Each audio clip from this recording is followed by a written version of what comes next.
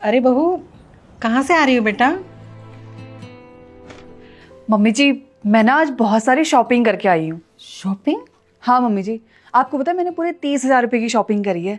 इतने महंगे महंगे हील्स, कपड़े, ड्रेसेस और तो और मैंने लिपस्टिक के बहुत अच्छे शेड्स लिए हैं। 30,000 की शॉपिंग? बेटा, तुम्हारी अभी नई नई शादी हुई है और इतने सारे कपड़े हैं तुम्हारे पास। अभी कुछ कपड़े तो तुमने खोल कर भी नहीं देखे हैं और उसके बाद भी इतनी सारी शॉपिंग। ये तो पैसों की बर्बादी हुई ना।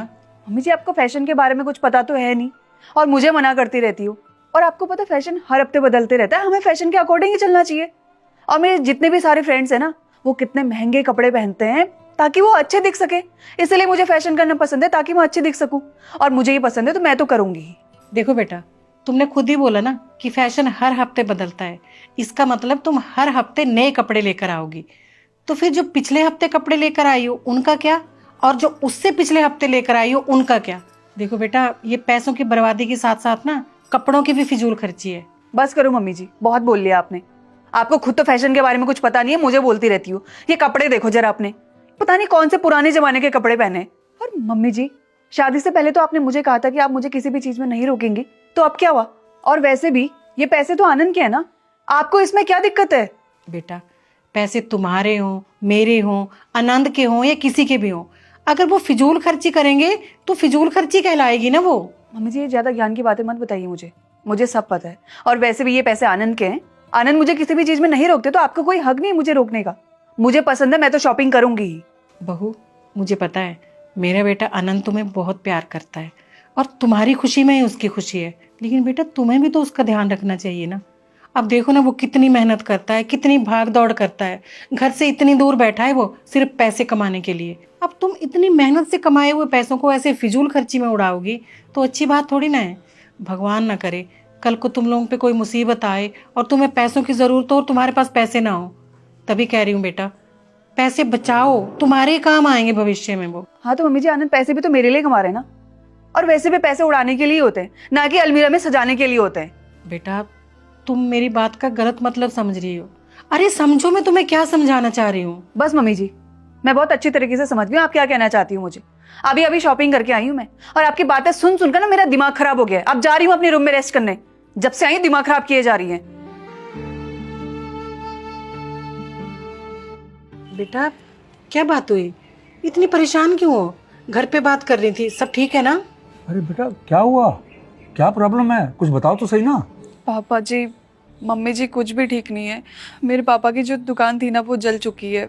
और वो दुकान लोन के पैसों से बनाई थी उन्होंने। और लोन वाले पापा को कॉल करके बोल रहे हैं कि लोन के पैसे चुकाओ। अगर उन्होंने लोन के पैसे नहीं चुकाए तो वो पापा की कंप्लेंट कर देंगे और उनको जेल करवाएंगे। पापा के पास तो बिल्कुल भी पैसे नहीं है कि वो लोन के पैसे चुका सके। मम्मी जी, प्लीज़ इसमें हमारी मदद कर दीजिए। मुझे कुछ पैसे दे दीजिए आप। पापा जी आप तो मेरी मदद करिए प्लीज़ पापा जी। बेटा बेटा मैं भी क्या करूं? मेरी भी कुछ अपनी प्रॉब्लम्स हैं, और जहाँ तक बचत का सवाल है वो तो सब कुछ ख़त्म हो चुका है। समझ नहीं आ रहा कि मैं तुम्हारी कैसे मदद करूं। बेटा देख, तू पहले रोना बंद कर। अब देख, मैं इसी दिन के लिए तुझे कहती थी कि बेटा कुछ पैसे बचा लो। अब वो सब फिजूल खर्ची छोड़कर अगर तुमने पैसे बचाए होते ना थोड़े बहुत, तो अभी अपने पापा की मदद कर पाती। कोई भी नहीं चाहता कि किसी के घर पे मुसीबत आए, लेकिन मुसीबत कभी भी बताकर नहीं आती है, वो तो कभी भी आ जाती है ना। ये तो उस इंसान की समझदारी होती है कि वो उस मुसीबत के लिए खुद को कैसे तैयार रखे। बेटा, अब तू देख ही रही है, हमारे पास भी कोई जमा पैसे नहीं है, हम तो चाह कर भी मदद नहीं कर पाएंगे। बेटा, इसलिए कहते हैं कि हमें बचत करने की कोशिश करनी चाहिए, चाहे थोड़ी सही, पर बचत करनी ज़रूर चाहिए, क्योंकि यही बचा हुआ पैसा मुसीबत में हमारे काम आता है। पर बेटा, तुमने ऐसा कभी नहीं सोचा।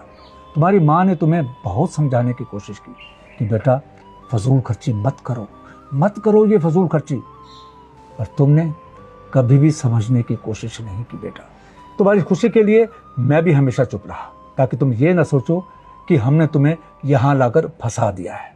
पर बेटा, तुम तो समझदार थी ना, समझदारी से काम ले सकती थी ना, पैसे की वैल्यू को समझ सकती थी ना बेटा। यही पैसा जो हम बचाते हैं, जो हमारी बचत है, मुसीबत के वक्त हमेशा हमारी मदद करता है। पर यह बात तुमने कभी समझने की कोशिश नहीं की बेटा। और अगर हमारे पास बचत नहीं है, पैसा नहीं है, तो जब हमें इसकी ज़रूरत पड़ती है तब हमारे पास पछतावे के सिवा कुछ नहीं रह जाता। बेटा, बड़ों ने कहा है कि जितनी चादर हो हमें उतने ही पैर फैलाने चाहिए। इस वास्ते हमें ज़रूरत के हिसाब से ही खर्चा करना चाहिए, फिजूल खर्चे बिल्कुल नहीं करने चाहिए। जिस प्रकार एक एक बूंद से घड़ा भरता है, उसी प्रकार एक एक पैसे से बचत होती है, और यही बचत मुसीबत के वक्त हमारे काम आती है। बेटा, मैं बस तुमसे यही कहना चाहता था कि यही हमें समझने की कोशिश करनी चाहिए। हाँ पापा जी, आप एकदम ठीक बोल रहे हो। मुझे ये सब पहले समझ जाना चाहिए था। मम्मी जी ने भी मुझे समझाने की बहुत कोशिश करी, लेकिन मैंने किसी की बात सुनी नहीं। अगर आज मेरे पास पैसे होते तो शायद आज मैं अपने पापा की मदद कर पाती, लेकिन मैंने तो शो ऑफ करने के चक्कर में, नए नए कपड़े पहनने के चक्कर में बहुत पैसे खर्च करे। मुझे फिजूल खर्चे नहीं करने चाहिए थे, और मैं प्रॉमिस करती हूँ आज के बाद मैं फिजूल खर्चे बिल्कुल भी नहीं करूँगी। कोई बात नहीं बेटा, तुम्हें अपनी गलती का एहसास हो गया, हमारे लिए इतना ही काफ़ी है। मैं अच्छी तरह समझ चुका हूँ कि तुम अब फिजूल खर्ची बिल्कुल नहीं करोगी। और बाकी रही बात तुम्हारे पापा की, तो बेटा वो भी हमारे परिवार का एक हिस्सा है। अगर आज वो मुसीबत में हैं तो उनकी मदद करना हमारा भी फ़र्ज़ है, और मैं अपनी तरफ से उनकी मदद करने की पूरी कोशिश करूँगा। मैंने एक फ़ैसला लिया है। मैंने सोचा है कि हमारा जो ये मकान है ना, उसको हम गिरवी रख देते हैं, और इससे जो पैसा आएगा वो हम इसके पापा जी को दे देंगे, ताकि वो इस मुसीबत से छुटकारा पा सके। हाँ, ये ठीक रहेगा, सही सोचा आपने। टेंशन मत लो बेटा। तो ठीक है बेटा, चलो चलते हैं तुम्हारे पापा के पास और उन्हें इस मुसीबत से बाहर निकालने की कोशिश करते हैं। मुझे माफ़ कर देना मम्मी जी, पापा जी। आप दोनों मेरी भलाई चाहते थे, और मैं आप लोगों की ये बात कभी समझ ही नहीं पाई। I am sorry. तो कैसे हैं आप लोग?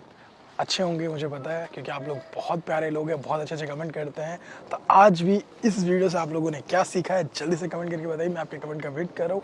और अगर आप लोग चाहते हैं कि आपकी स्टोरी पर हम वीडियोस बनाएं, बहुत सारी हम बनाते भी हैं, तो आप लोग अपनी स्टोरी मुझे इंस्टाग्राम में भेज सकते हैं अच्छे से मॉरल के साथ, या फिर कमेंट में मॉरल बता सकते हैं, ताकि मैं आपसे कॉन्टैक्ट करूँगा और आपकी स्टोरी पूछूंगा, और हम उस पर एक अच्छी सी वीडियो बनाएंगे और सभी तक पहुँचाएंगे। तो जल्दी से कमेंट कीजिए, मैसेज कीजिए, हमेशा खुश रहिए, और इस वीडियो को सभी फ्रेंड के साथ, फैमिली के साथ शेयर कीजिए, ताकि इसमें जो मैसेज है सभी तक पहुँच सके।